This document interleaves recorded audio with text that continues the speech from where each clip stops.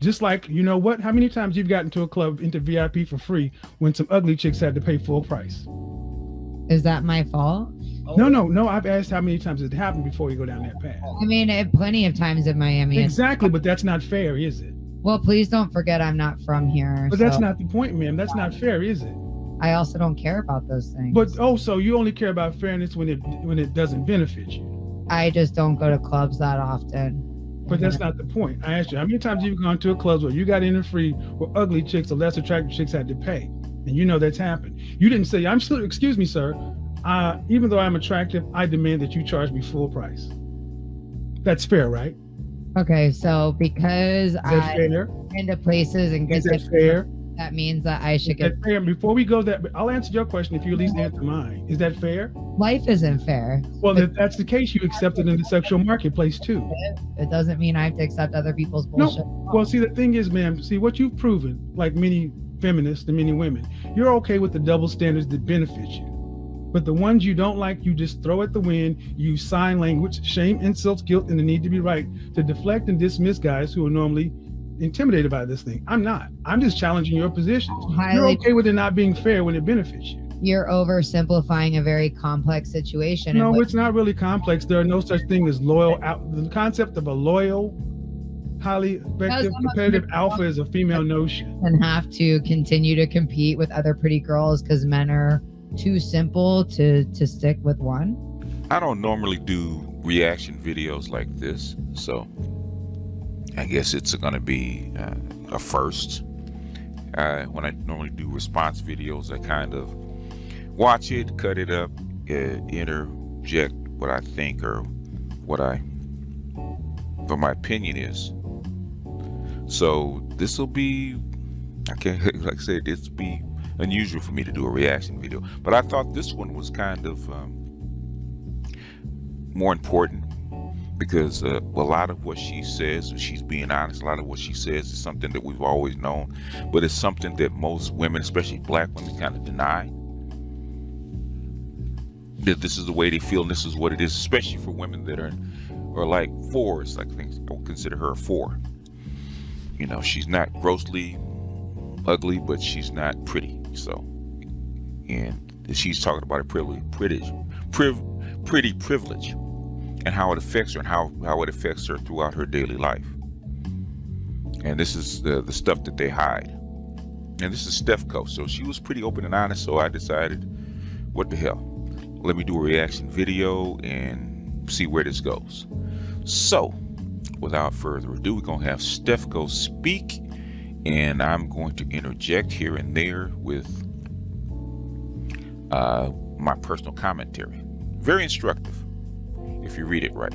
Welcome to my channel. Today's video, I am going to be talking about a subject that enters my mind a lot, unfortunately. And I wanted to speak about it honestly somewhere because I feel like it's not popular to address it honestly. The subject that I'm talking about, if you saw the title of this video, is pretty privilege. And for anybody who doesn't know, the concept of pretty privilege is that you basically get treated better in life the more attractive you are. I think I've always been aware that it's out there. I've always been aware that, people, specifically women, can use their looks as currency as they move through a patriarchal society. They can use it to get better mates. They can use it to get better jobs. They can use it to get jobs that regular looking females, This is the thing that when they talk about the patriarchy, they're always talking about what material advantage they can have. Even though really a patriarchy doesn't exist anymore. This is common with a matriarchy. This is common with any system where people that have a physical advantage will rise to the top or get certain benefits. In any society, it doesn't matter what it is, matriarchal, patriarchal, whatever it is, it's all the same. It's the same thing with men, with money and stuff like that. In a matriarchal society, you're going to get a certain physical and material advantage just by having certain traits. So, but this is feminist whining. Remember they said ugly feminists? This is ugly feminism in action. But let's continue. Women, I hate that I said females, who do I think I am? Regular looking women could never get, like being a hostess at an upscale club or, things of that nature. It didn't really bother me until I got a little older and I started to take stock of different things that I didn't have in my life, which I think we do all the time. People compare themselves to other people. It happens. And I started to just think about all the things in my life that probably would have been a little bit easier if I had some pretty privilege. So I want to make something clear before I go forward. I am not at all saying in this video that I find myself unattractive. I actually think of myself as a okay looking person, and I can really dial it up, when necessary. Here, by the way, is a picture of me celebrating my most recent birthday.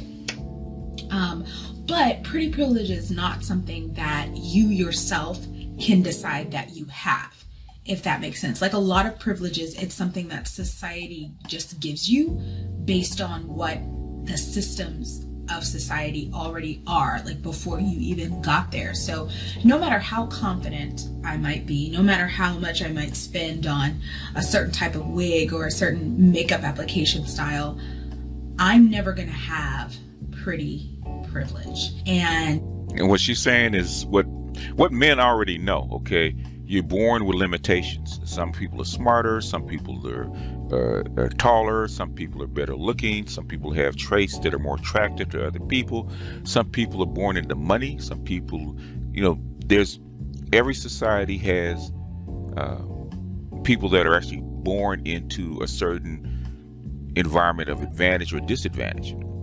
Being born in the United States gives you an advantage versus being born in the Congo, or being born in Central America, or being born, in a third world country. That's the luck of the draw. So people that are disadvantaged, especially one in a country like this, think that it's unfair. She wants to say it's unfair, even though she knows that's just the luck of the draw.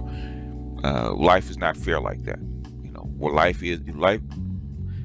There's a song by Earth, Wind and Fire back in 1972 or 73, I think it was, right? And it was a song called "Life is Fair, but It's So Uncool." And this is a personification of life is fair, but it's so uncool. Anyway, continuing. It does bother me, and I wanted to be honest about it. I think so often, especially with Black women, we're told to just, keep your head up, sis. Don't drop your crown, sis. Oh, no, not you, sis. You strong. You beautiful. But because of that, there's really no space sometimes just to say, ouch, like that hurts my feelings. It hurts that I'll never ... And especially for something as superficial as just the way that I look. So I wanted to take a moment in this video and talk about my experience in life, not having pretty privilege. And I really made this video for anybody that feels the same way. I know I'm not the only person. I've read articles online and I've seen comment sections where I know I'm not the only person.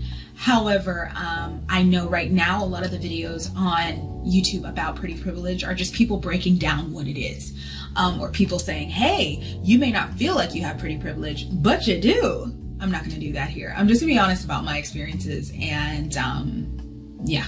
Okay, so the first thing I want to talk about when it comes to pretty privilege is I want to talk about just the different things I noticed that really started to bother me that I'd never experienced just as a woman because I don't have pretty privilege. So I showed you guys that picture earlier of me on my birthday. And that picture is important to me because that picture kind of set off this whole idea of wanting to make this video. I never before really participated in any of these stereotypical rituals of going out and dressing up a certain way. And that's because I discovered at a really young age that when I'm at the club, I'm going to be paying for my own drinks. I was not the type of woman that men would fight over, that men would really even approach. So early in my life, I was like 22, 23, and for sure at 25, I decided I wasn't going to go out anymore. So all of my outings, all of my fun, like let's get together, all of those things happened at bars and pubs. A lot of the times places where I knew that nobody who I would be attracted to would be there. Remember I was telling you that girls early on, very early on, find out where they rank in the ecosystem, as far as they rank, as far as looks, as far as attractiveness. She's telling you that she's being honest, because you hear a lot of women come on say that they don't know where they rank, they don't know what their number is, they think they're 10s and stuff like that, or they believe they're 10s. You know, that's hogwash. And she's being honest. What did she say early on? She knew where she ranked. She knew that she was going to be paying for a drink. She knew that that she was not going to get the same kind of treatment that better looking women do.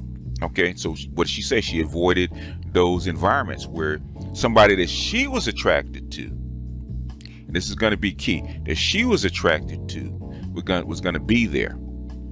Okay, because she didn't want to get disappointed. She knew her environment. So she didn't want what is called unrequited love. And she's going to get into that later. Anyway, continuing. And I did that as a defense mechanism, right? I knew if I dress up and I go out to a certain place and I'm ignored, it's going to hurt my feelings. So I didn't want to do that. However, for this birthday, I decided, you know what? I've been watching YouTube tutorials for years. I'm going to lay a lace front wig. I'm going to do my brows. I'm going to get a dress off of Fashion Nova. Whatever you feel about Fashion Nova, trust me, I feel it too. I have thoughts. But outside of the clothing that they make that is meant to accentuate unrealistic body types, they have some beautiful and very well priced things as well. So I'll just say I'm not a huge fashion person. I don't have a lot of disposable income. I know there's places out there that I can shop at it, but for me, I went to them and I got this gorgeous dress. I'm gonna show here. Loved it. It fit the theme of my party, which was mermaid, because I'm a Pisces. And yeah, I felt really pretty that night. And I remember walking into the restaurant just feeling like, and my friend even got me like a little crown. And I remember walking into the restaurant and just feeling like, okay, like if anybody is gonna notice me, it's gonna be tonight wearing this. I walked in and there was a group of guys sitting down at a table. All guys looked like they were single guys. You can never tell, but they were around my age, so mid-30s, early 30s. And I walked in and not a single person turned around to make eye contact with me. Nobody budged. I was looking kind of around the restaurant, like you feel really pretty. So you're kind of looking just to see if anybody's, all eyes on me, that kind of thing. And nobody's eyes were on me. Nobody cared. And so I immediately humbled myself and I was like, okay, well, maybe people are just trying to eat. Maybe these guys, I think that they're single guys and they're around my age, but maybe actually they're dads who get this one night out a week and they have wives at home and they're just not worried about me like that. Okay. See, I always tell you that attention is food, right?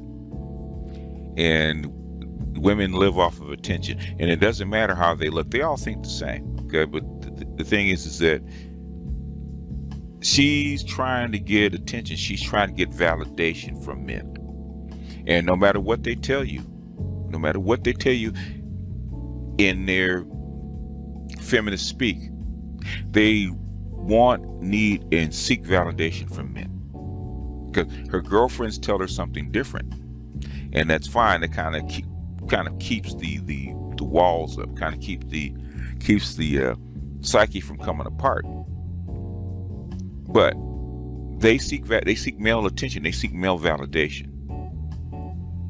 And this is apparent because when she comes in and she's flyed out, she's got her makeup on, and she thinks that she's gorgeous, and she doesn't get attention because that's what she's seeking, and she's not seeking it from her girlfriends, right? Because her girlfriend got her a crown and they're treating her all special, but she walks by a table of guys and she doesn't get any looks.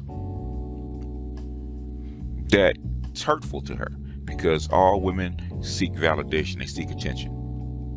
So don't ever believe that BS that women, or any women from any culture, do not seek male validation. They do. And male attention. They do. Attention is food to women. Cool. I will take all of my expectations and push them down, right? My friend walks in a little bit later. She's definitely lighter skinned. She is half Creole, Haitian, half white. And I actually, when I first saw her, I didn't even know she identified in any way as black. Like there was no way for me to tell. I didn't see it at all. But she was like, oh yeah, I'm black. She's of mixed race, and she dyes her hair blonde, or either it's naturally blonde. So it's tough to kind of be able to phenotypically say, oh, that's a black girl. Like she definitely is somebody who, I actually thought she was Hispanic. That's what I thought. And I know she's married to a Mexican man, but I thought she was Hispanic. She also has a decent sized chest, and she walked in and she had the girls out, and just her natural face, and she had her hair up in this beautiful ponytail. All those men that I, like 5 minutes before, had been like, oh, they're busy, that's why they didn't look at me. They were like, all eyes were on her. Not even the dudes. There were people in booths, or people, like everybody turned to look at this girl. And I said, there it is. There's pretty privilege. The ability to walk into a room and know you didn't waste one bit of makeup, one, hair roller, you didn't waste it. You're going to go out and people are going to notice. And she actually met her husband. I have a lot of friends who aren't married. And they, unlike me, they still think they're going to get married. No shade at all to them, but I know like the likelihood of me getting married is so low that I don't even ask. I used to ask people, well, how did you meet your husband? I don't even ask anymore. I'm just like, oh, good for you.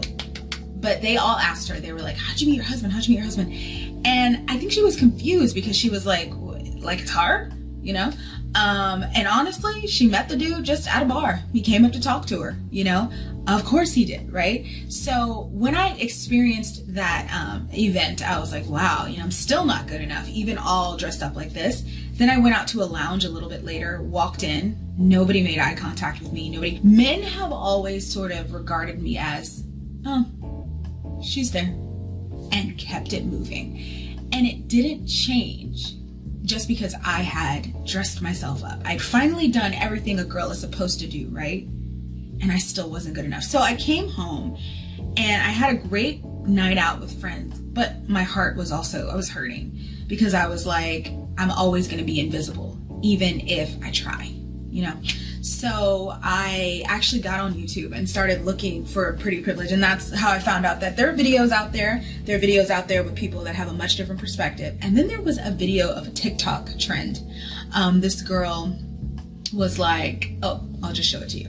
Tell me you have pretty privilege without actually telling me that you have pretty privilege. I'll start us off. I don't get ID'd. So after sharing her story about not getting ID'd, which by the way, I've gotten kicked out of the Apple store before because someone thought that my driver's license was not my actual driver's license. They were right. I've been removed from clubs when I was underage. Like once I was at a club in DC with these two girls and they found out we were underage, or I was underage, and they kicked us all out. And it was me, I was the one black girl, and I was with two white girls. And the white girl turned around to me and she goes, I thought I thought they'd let us stay in there because we were with you. And I just looked at her and I said, that's how it goes for me. Like, I don't get special treatment. And when I saw the video that this kid made, it made me, I swear to God, I had like secondary trauma just from watching it and just thinking back at all the times that I've had terrible times in nightclubs because people are very, very clear with me, you are not special. And then people started adding on to her TikTok trend, right? They started telling their stories, when I go out, I never have to pay for drinks, or guys always buy my drinks and my friends' drinks. So my friends know when they go out with me, they're drinking for free. There were girls who were talking about, when I go out, when I'm on social media, I constantly wake up with money in my Venmo and in my Cash App because dudes are just sending me money. I really was bothered by that because every guy I've ever met, I always feel like he's the bottom of the barrel when it comes to money. And let me tell you something, I grew up being very well taken care of. So I talked about it in my Saweetie and Quavo video. And if you haven't seen it, it's on my channel, but I'm always going to be suspicious of transactional relationships where, I never expect a man to just take me on a shopping spree. I'm actually very giving. I'm very, I always make sure I'm employed. I have, when I was young, I would refuse to even get in a relationship with a dude unless I was working a full-time job. Like, that's how hard I am on myself about bringing something to the table. But to know that there are women that just wake up in the morning and go check their social media accounts and there's thousands of dollars in there just because they're pretty. This is so funny, man, that they're not delusional because they experience it. She's not delusional, even though when they talk to you, they pretend like they are. She's not delusional. She knows exactly where she fits. It's like a guy that's unattractive that needs to basically buy his chick. She has been paying for dudes, okay? She's been paying for dudes. And she knows where she ranks as far as the kind of guys that she can attract. And it bothers her because this is a class thing. She's probably like an 89 or a 92 because you see the way she talks. She comes from a middle to upper middle class family, probably so, because she always says, when I was younger, as a child, she was well taken care of. She comes from a middle to upper middle class family that took care of her and gave her a certain lifestyle. And when she gets out there in the world, because she expects other men to fund that lifestyle, she can get treated that way, she finds out no. Beauty matters. Looks matter. Beauty is a currency, especially women. That's the way it rolls. She knows that. The thing is, she doesn't like it being put in her face. She wants a fair shot. But the thing is, she knows the way the world works, and it shouldn't get to be like 35 for her to actually have a breakdown and come to Jesus moment about how she looks and where her life is going to roll. To her life sucks, and to not get the same privilege as another woman gets because of her looks, that's what they call trauma. They actually list this as trauma instead of this is the cards that God dealt me and I have to make the best of it. You don't hear that in her voice. You don't hear that in her outlook. And this is something that feminism is doing to women. This is something where everybody gets a trophy.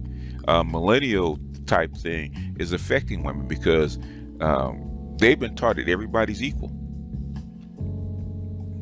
and everybody is the same. And it's obvious throughout her whole life that's not true because the world doesn't treat you that way. Anyway, continuing.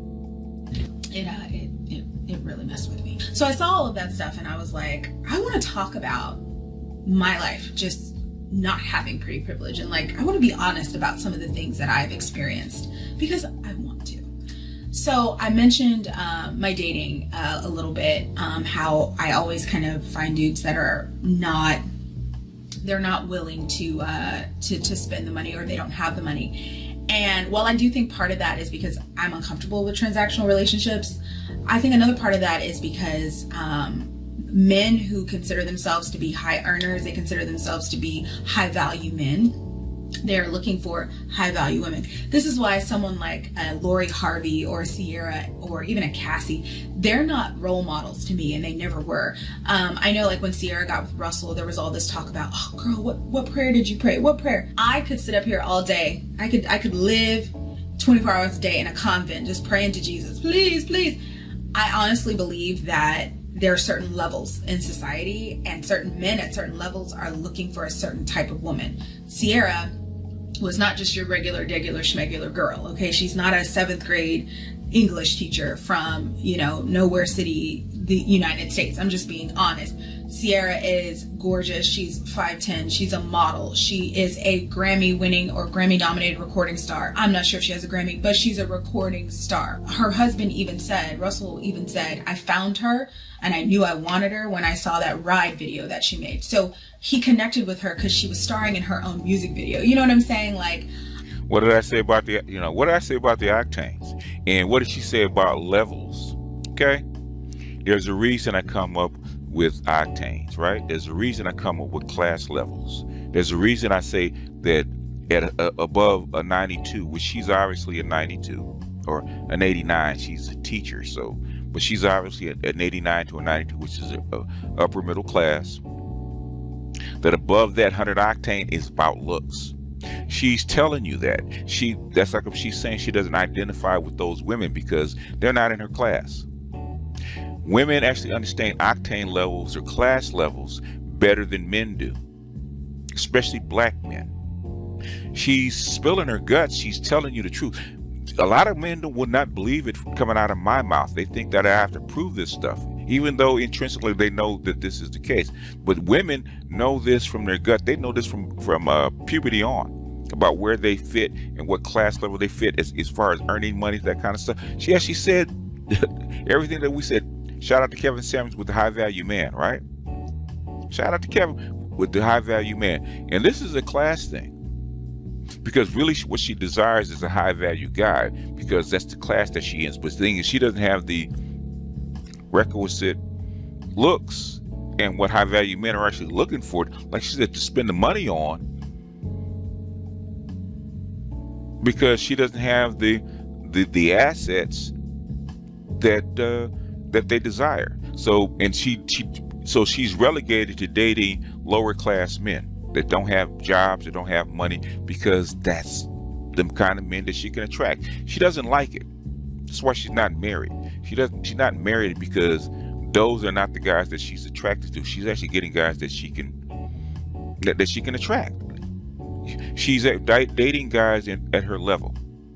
Okay, this would actually be a good conversation for her and Kevin to actually have. It'd be extremely interesting. But anyway, continuing. So Sierra's not a regular person. So whenever anybody says, oh, what prayer did you pray? I'm like, there are women living on that Sierra level. Like, there are women who are able to get that kind of man. It's not me, because I don't have that kind of privilege, but it's happening. Same thing with Lori Harvey. Like, I don't believe in, I will admit when a woman is beautiful. I'm not a jealous person, but I am a self-preservation person. So, for example, I won't hang out with a certain type of person, or when I was younger, I wouldn't hang out with someone if I knew that when she goes out, guys are all over her. Because I had a friend who that was the case. And when I tell you, I used to get, like, one time a dude stepped on my foot and hit me with his elbow to get to her. Not on purpose, he was just moving so fast, like knocked me out of the way. I was nothing. I've been in situations where I've had to just go sit by myself while my friend is being entertained or entertaining someone. And nobody talks to me the whole night. So I don't like being left out. I don't like it being very, very clear that they're only talking to me because I'm with the hot one. So I would never hang out with a Lori Harvey. You know what? Let me back up. I would go with her to, like, get a coffee. Absolutely. I would go shopping in the mall. Yes. I would even go have an early dinner. So things that are low pressure socially, where it's not going to be just so clear that one of us is really, really, hot and the other one isn't. Because I've been in those situations, right? Where if you don't have pretty privilege, it just feels like you're completely invisible. And I hate that. Just talking about my dating life, I do definitely feel like, as a woman who doesn't have pretty privilege, because when I go out, men aren't like, their red flags aren't up for me. They're not looking for me. I often am invisible, I'm ignored, and I feel like it's a lot of the reason why I have such a small amount of relationship experience at my old age. It's like I'm not there. I'm the invisible woman. And I also think it's why I developed such a loud mouth. I have people all the time tell me, oh my God, you're so loud, you're so animated, I have to be, so that I matter. One of the things that women can do when they have pretty privilege is just be there. See, well, ever notice why the loudest person in the bunch normally is the one that is not as attractive? That loud friend that's annoying. She's trying to get male attention, like she said, because she doesn't have the physical attributes to get the same attention. So she has to be extra. Normally, you see the women that are really extra, in that fight and throw things around and beat up their boyfriends and stuff like that, and clap their hands and scream, are normally women that are 5 and below. Normally, not always, but normally the unpretty woman in the bunch is normally the loudest and the most obnoxious. Not because she wants to be, is because she has to be. That's how she gets attention. Like she said, she wants to be, she wants to matter. Okay, because she doesn't have the requisite tools to matter outside of that. Anyway, continuing. There and they matter. They can just be standing there. They can do a little laugh and they're the greatest thing in the world. Whereas me, I gotta come with the jokes. I gotta come with stories. I gotta come with support. I gotta do so much more just to matter. For example, the other week I was on a plane. That's right, during this pandemic time. But I received both my vaccination shots and everyone was wearing a mask. So, whatever. But I'm on a plane and I was flying back to LA for something. And this guy got on the plane with me and we had connected, and by connected I just mean we'd been standing in the same spot in the airport a couple different times.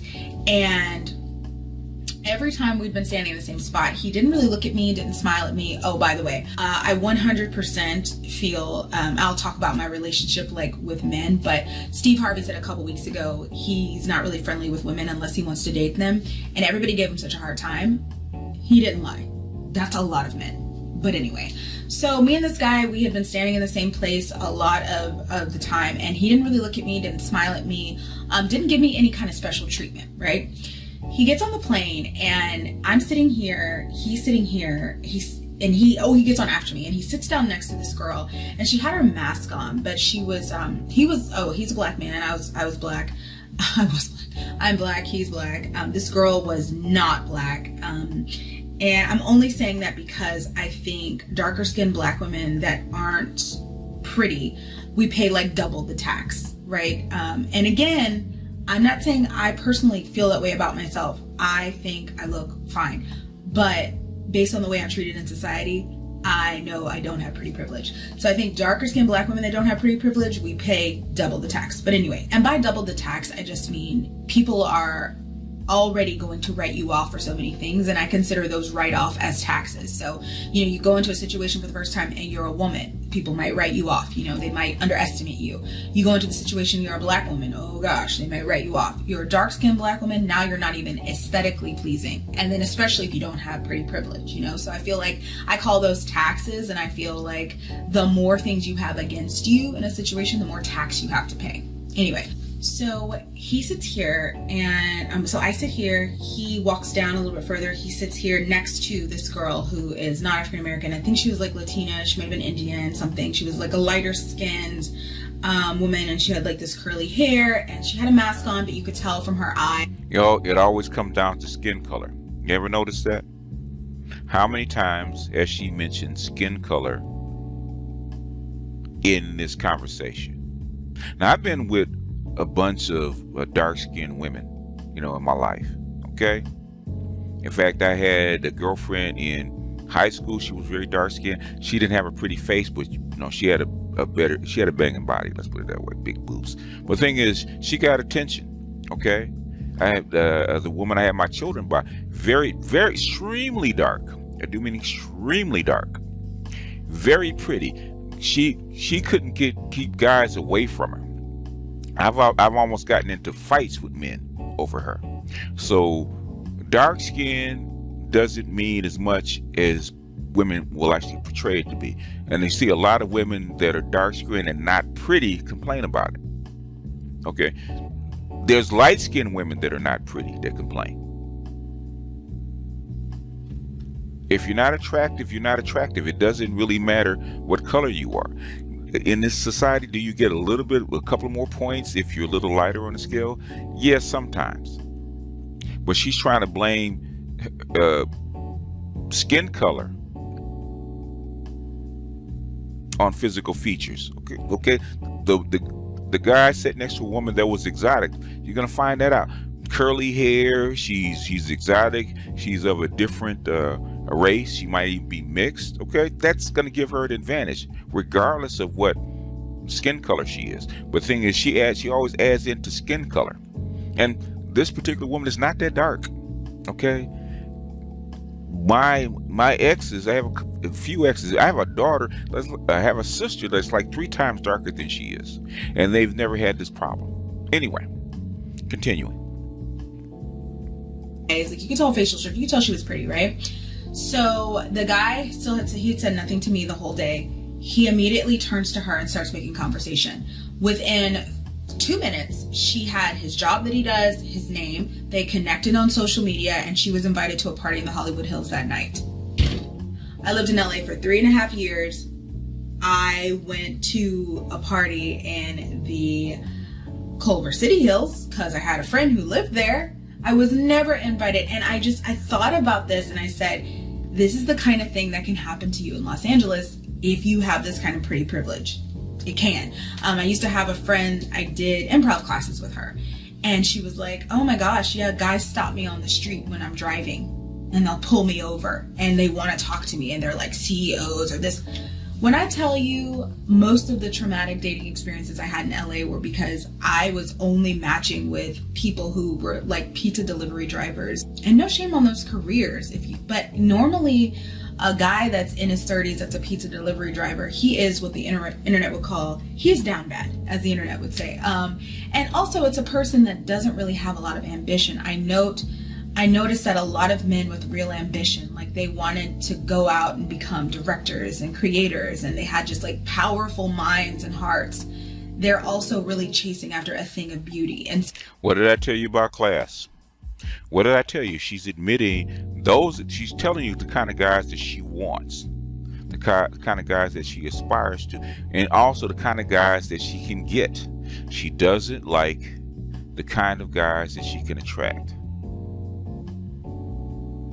Remember, she wants a guy that's supposedly on her level. Kevin said this one time in a video of his, right, with a chick that was a programmer in Canada. He said, for a woman, your level is looking at you in the mirror. Women do not like to admit that. They don't want to admit to themselves to that because their psyche cannot handle it. They're not delusional, but the thing is, they have to build that wall of indifference, the wall of delusion every day, because reality is constantly tearing it down. Anyway, continuing. So if you're not that as a woman, I feel like you get men who don't have the ambition. They don't have those minds. They don't have those hearts. They're really just taking whatever. I also feel like that's why I ran into a lot of people who just wanted to keep it casual. I feel like I wasn't good enough.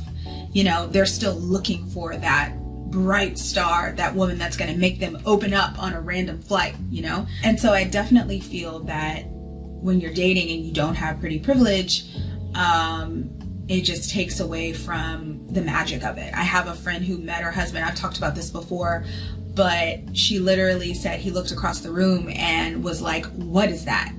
Who is that? And they're married to this day, expecting their second child. It was love at first sight. When you don't have pretty privilege, you don't get love at first sight. You know, I'm saying pretty privilege. And that's actually bullshit. The thing is, the guys that she wants, that she's attracted to, don't look at her that way. Dollars to donuts, she's been approached by guys that she doesn't want and not in her class that would wife her up. She's average at best. When she gets dressed up and she gets dolled up, she's average at best. But she doesn't want to. She admits it. She's admitting it throughout this whole video. She's actually been living her life as an average at best person because she keeps getting the same results over and over again. She's not dumb. She's a very intelligent woman. She just doesn't like her place in this particular society. That's all.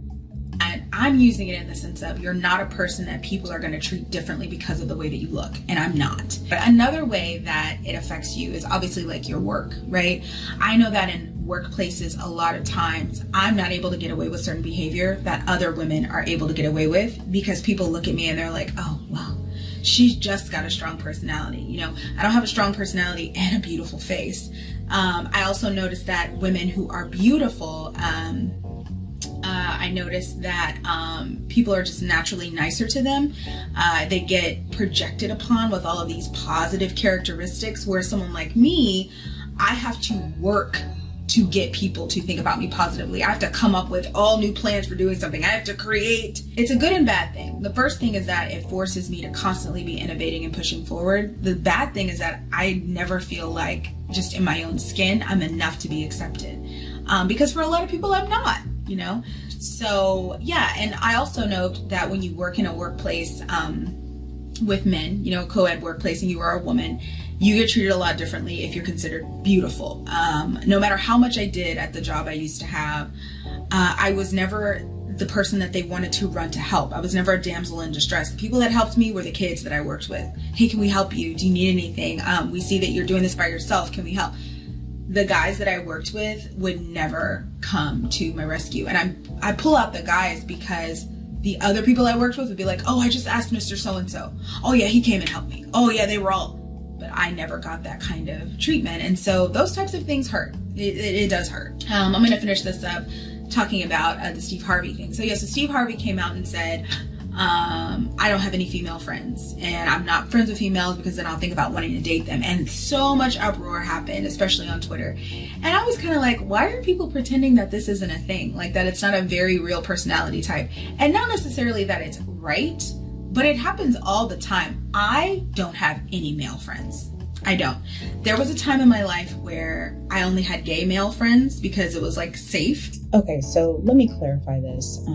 The friendships weren't just born out of my need for safety, although they did help me stay emotionally safe, if that makes sense, for a very long time. But they were also born out of the fact that I was involved in a lot of artistic things. I was in music, I was in theater, I was a cheerleader. And those relationships were the most supportive. They were creative relationships. They were, like I said, artistic. They were humorous. They were funny. They were wonderful, wonderful experiences. So I definitely wasn't friends with gay men just because I felt safe, even though I did feel really, really safe. But within that safety, I also felt just super accepted. I was always being told I was beautiful. I felt like an extension of the way my father would love me, with no added expectation of me needing to give them something romantically, which is what made what happened eventually in one of those relationships such a nightmare. And I'm about Male validation. I'm going to say it again. Male validation, right? The female psyche, the female anima needs male validation. They need a male filter to run through. Alan Roger Curry said that many, many times. Without male attention, without male validation, women would go nuts. And a lot of women check with gay men is because that they will give them male validation. They'll say that they're pretty, that they're beautiful, that all kinds of male validation, non-romantically, even though they would love to have it from a romantic partner. But the thing is, they will take what they can get. This is very, very common.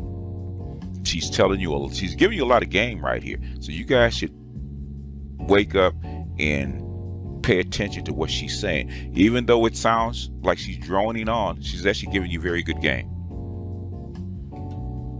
Continuing. to explain that next.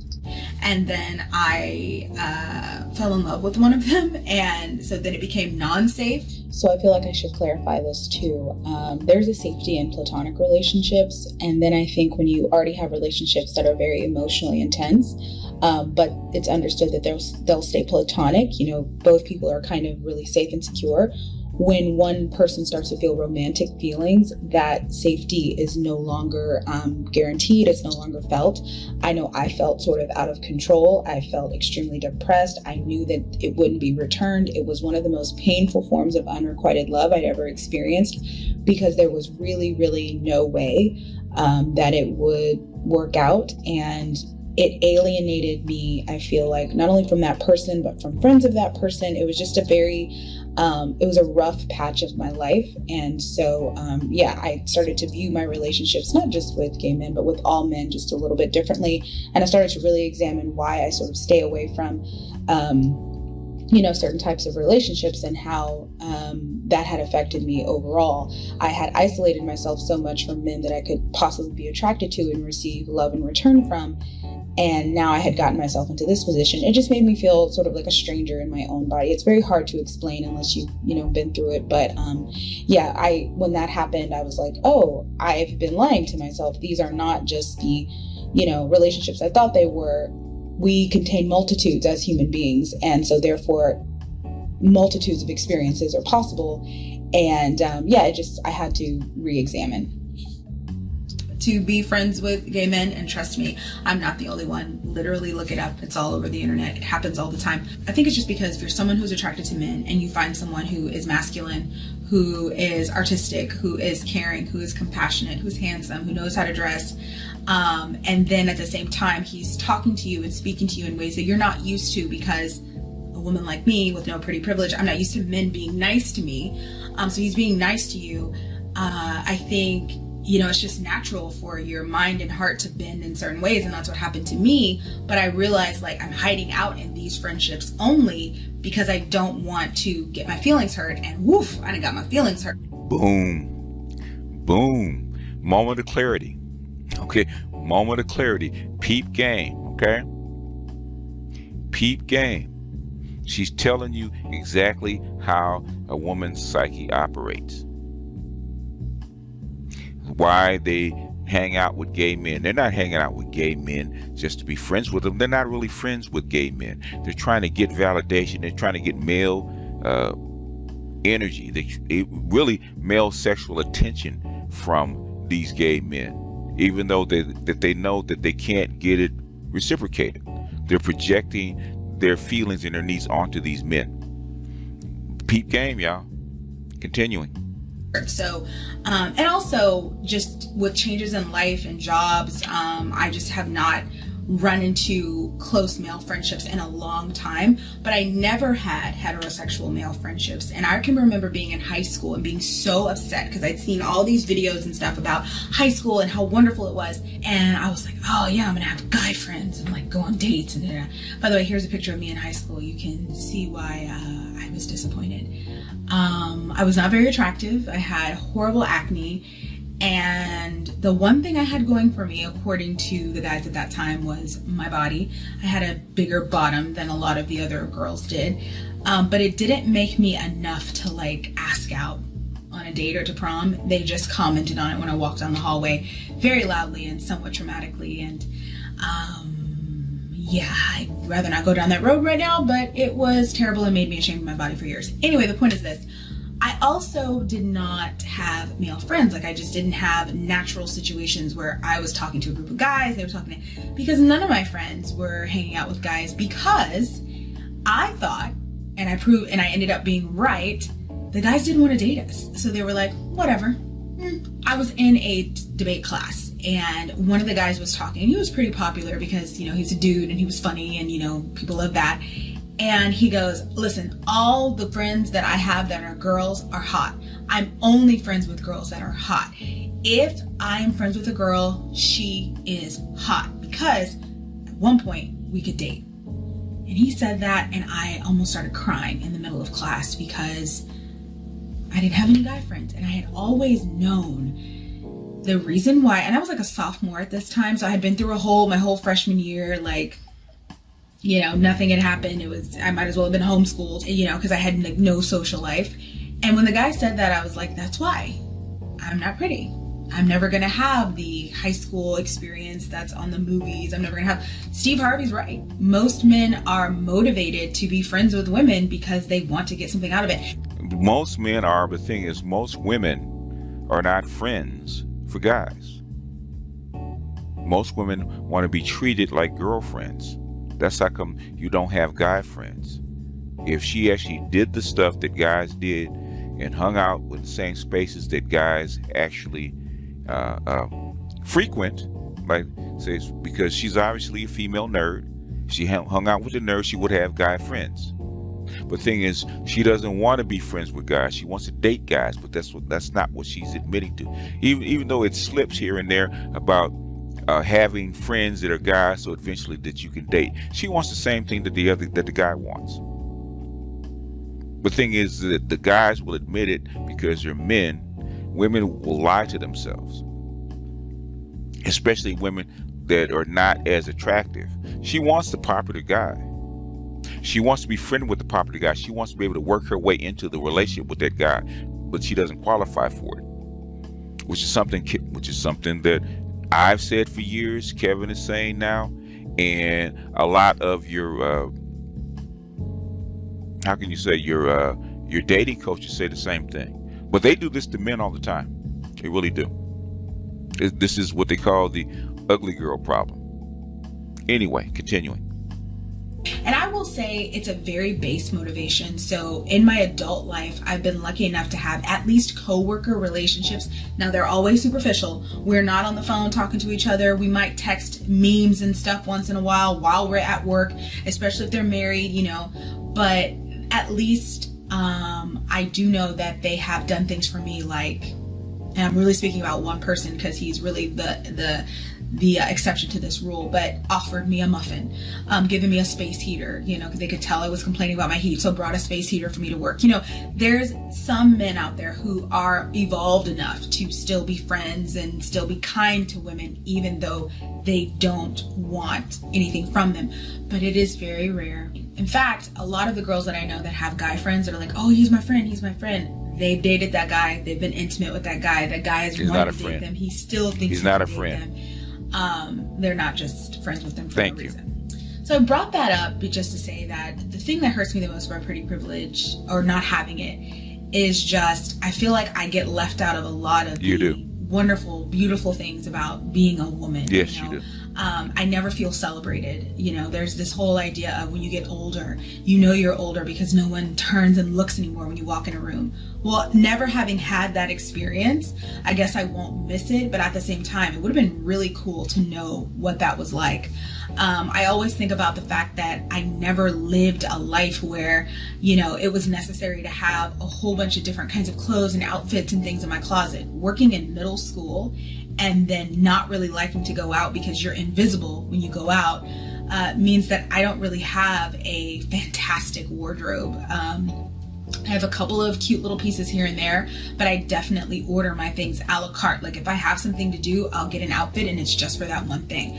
I definitely don't keep a closet full of clothes because where am I going? And then the idea of putting, makeup and getting my hair done, doing all that stuff, only to go out and be completely ignored.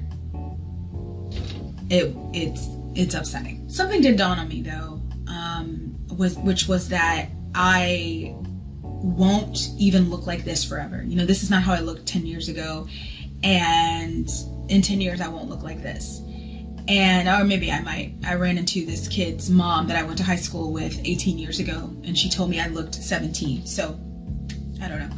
But I thought to myself, you're missing out on the parade of life.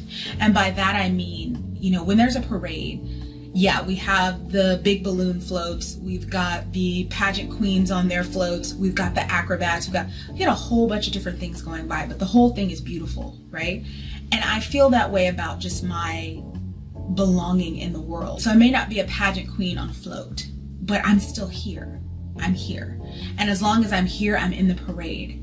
And it's my job to adorn myself the way I see fit. And I find that even though when I go out into the world, traffic is not gonna stop. Nobody's ever gonna see me across the room and be like, oh my God, that's the love of my life. It's not going to happen. I'm gonna always pay for my own drinks when I go out, unless it's like my birthday or something. And really, even then, I can still make an effort to make myself be a reflection of how I feel about myself. Does that make sense? For so long, I didn't want to participate in the pageant, in the parade, because, well, people don't like me anyway, right? But how do you feel about yourself? Well, I think I'm a beautiful mermaid. I think I'm worthy. So something that did happen very recently. She thinks she's a beautiful mermaid. That's what she wants to be. And she's having difficulty accepting her station in life, which is a problem beginning with the millennial generation, where everybody gets a trophy. Okay, in other societies, she would have to accept her station and the guys that she could attract and make the best out of it. But she wanted so to be the princess, to be the hot girl, to have traffic stop for her, and that's what she desires, and that's how come she's having a problem accepting it, because she's so wedded to that idea. And so she'd rather not participate in life, participate in those activities, because she's not going to get the outcome that she wants. And this happens to guys, especially guys that are considered so-called incels. They're not really incels, but they're so, in their mind, they have this outcome that they desire, that they're so wedded to, they refuse to participate. And this girl is just this woman. She's not a girl, because she's in her mid to late 30s. Is now coming to grips with her reality, because it's not going to change. So, well, kudos to her for doing it, but also this is very instructive of how women think and what they go through. I sort of transformed from just being aware that I did not have this privilege and but when you go out in the world, how you present yourself is a reflection of how you feel about yourself. And so even if nobody ever buys you a drink, nobody ever turns their head to look at you, if a picture is taken by you or by somebody else, and they go back and look at it years later, they'll say, "Oh, I can tell she loved herself." And that is something that took me 37 years to learn. So yeah, I would say that is my final thought on pretty privilege. Society may not feel that you have it, but if you feel you have it, you're going to reflect that back into the world, and that matters. Thanks for listening. Well, that's all of it. And just to end it up, it's something that, as a Gnostic, we say all the time: accepting the tools that you have and doing the best that you can with the tools that you have, instead of trying to be something that you're not. Because she spent half her life trying to be something that she's not, instead of accepting the tools that she had, what she really was. And now at 37, guess what she's doing? I'm going to do the best with what I have. I'm going to accept the tools and the cards, that the options that God gave me. I'm going to make the best of it, and I'm going to live a plentiful life, because you still can. So regardless of what other people think or what other people give you, because nobody owes you anything. Okay, the guys that are going after hot girls and pretty girls want something from those girls. They have a different problem. Like my daughter has a different problem. Okay, she has pretty privilege. But she also has pretty girl problems that go along with the pretty privilege, because a lot of pretty girls know that you're not doing stuff for them just because they're good people. Okay, you're not doing things for them just because they like your personality. Okay, my daughter knows that. She's known that since she was like 3 years old. And so it's a double-edged sword. But also, she can walk through the world and think she can get away with things because she is pretty. You know, there's a couple things that recently happened that she thought her pretty privilege was going to allow her to get out of, because normally it does. Same thing with a handsome guy, or a guy that's big, that is buff and walks into a bar, or a guy that's famous. Okay, they have privileges that most people don't have. The difference is a man can earn it. can earn that particular privilege. Okay, she cannot. Well, think she's a middle school teacher. She didn't even maximize what she has. She didn't maximize what she has because she wants something that somebody else has naturally. Okay, I wanted to be an NBA basketball player, but I'm only 6'1". Okay, it's a lot harder for me to get into the league than somebody that's LeBron James size, that's 6'8". Am I mad at LeBron James because I'm not 6'8"?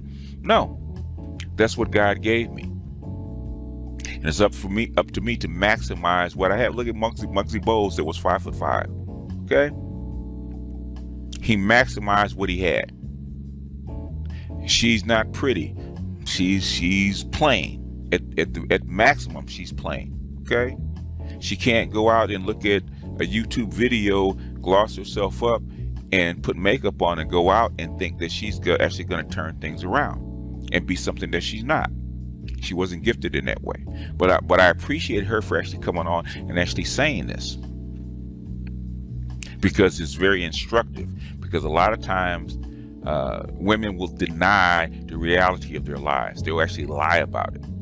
I would gather to say 10 years ago, she'd have lied about it. She'd have come on and lied about her life, about what she thought about herself. She'd have come on and said, well, I'm a 10. I think I'm a 10. I believe I'm a 10. I'm actually going to go out and prove I'm a 10.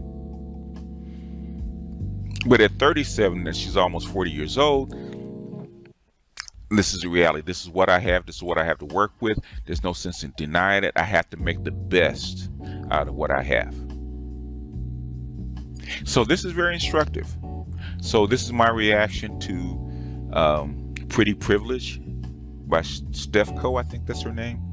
The link will be in the description. You can go check her out. There's some interesting stuff that she says. But, you can hear the feminist leaning. When they talk about pretty privilege, okay, what they're trying to do is basically embarrass men and women that actually take advantage of that, to actually get rid of that natural drive to actually have people that look a certain way. They're trying to shame people into accepting less attractive women. That's where this all body positivity comes from, like Lizzo. Okay, Lizzo thinks she can attract a high 100-octane guy because she has a hit record. Not so. Just like a unattractive guy has to have a pocket personality. Unattractive guy like Bill Gates, or even what's his name, Bezos.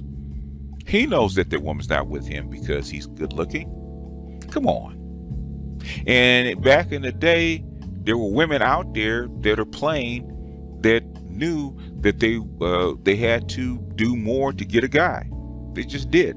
They had to accept a guy that wasn't going to be successful or be ambitious, because good-looking guy, not even good-looking guys, will probably get with her because she's doing something for them. It's an exchange. And women, especially feminist women, are taught that they don't need to exchange things, that they're good enough just rolling out of bed. They're good enough because they're female. It's never been true in human history.